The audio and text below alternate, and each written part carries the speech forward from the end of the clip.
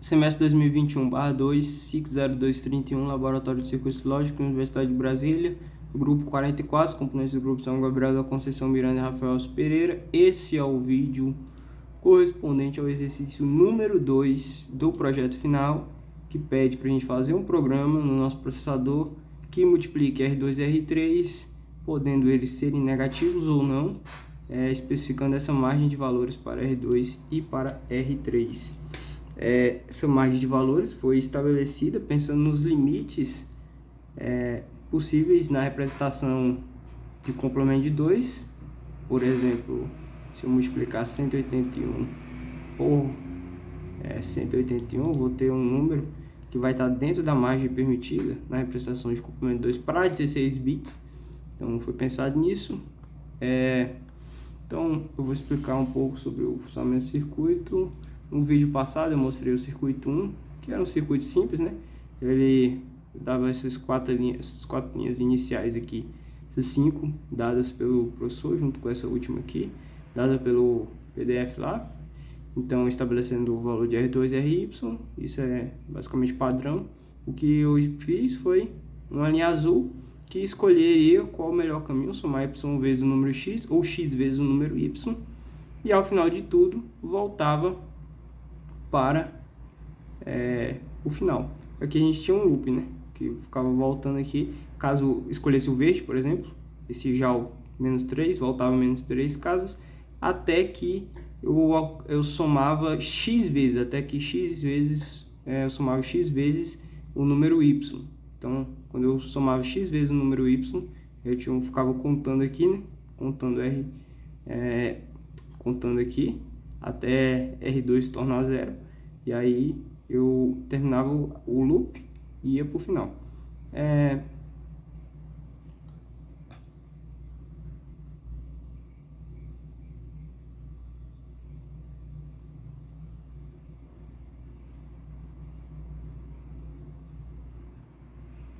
Tá, bem, esse aqui é o segundo código, é o código desse exercício, do exercício do vídeo.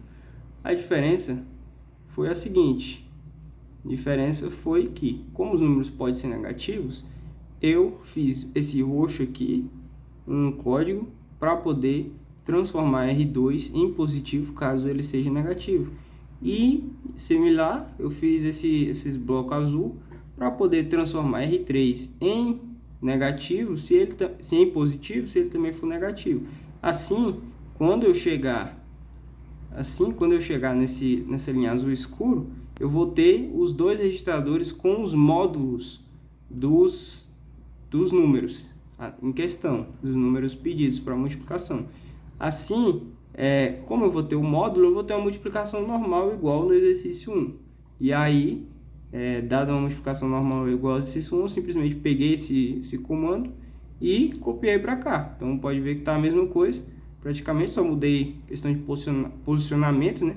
Porque alguns comandos eles dependem da posição, então na memória. Então simplesmente eu copiei e aí ele vai fazer a multiplicação normal, executando essa linha de comando aqui, ele vai fazer a multiplicação normal com os dois módulos. Só que aí entra aquela questão, porque se um dos números for negativo, o resultado tem que ser negativo. Se os dois forem negativos, o resultado continua sendo positivo. Então, eu fiz o seguinte: eu adicionei eu usei um quarto registrador 4, e quando se R2 for negativo, eu adiciono um a R4. Se R3 for negativo, eu subtraio 1 de R4. Assim, o meu R4, devido ao reset, começa em 0, certo? Assim, no final das contas,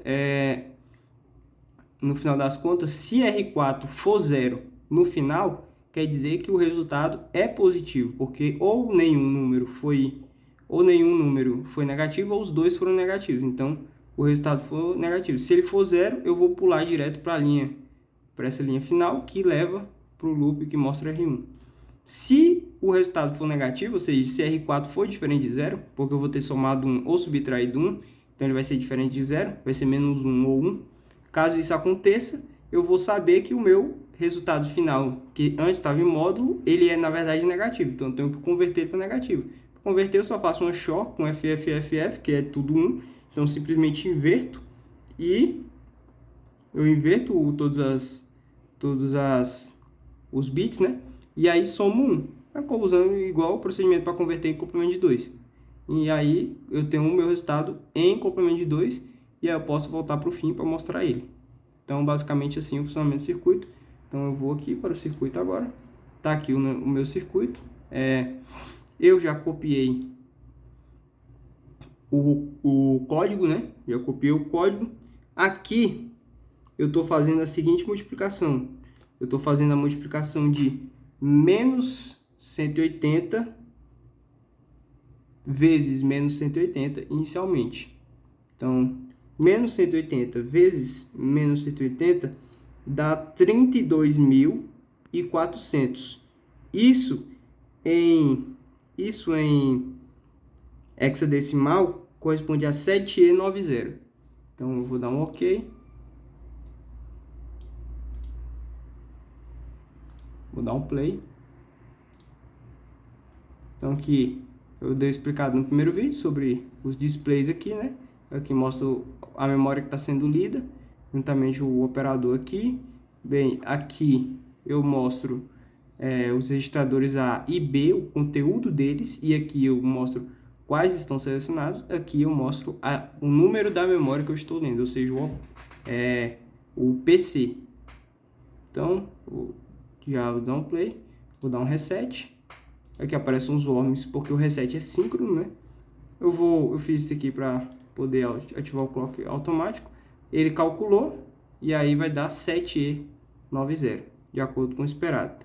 Agora eu vou fazer só um segundo exemplo rapidão. Eu fiz os dois negativos, né? Vou fazer pelo menos um deles positivo.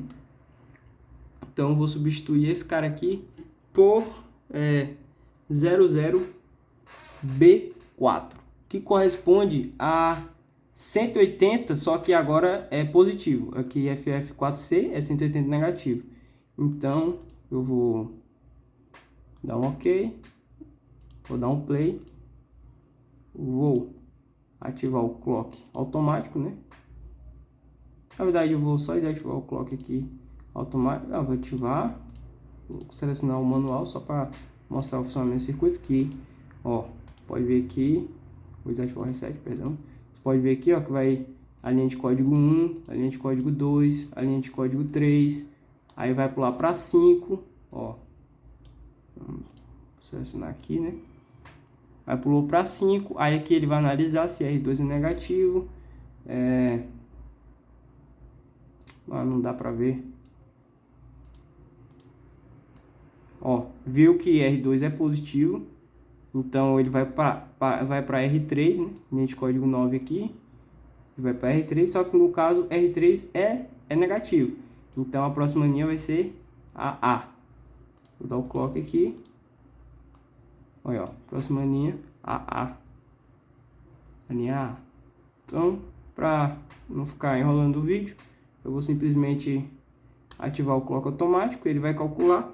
E o resultado é o 8170, que corresponde a menos 32.400 corresponde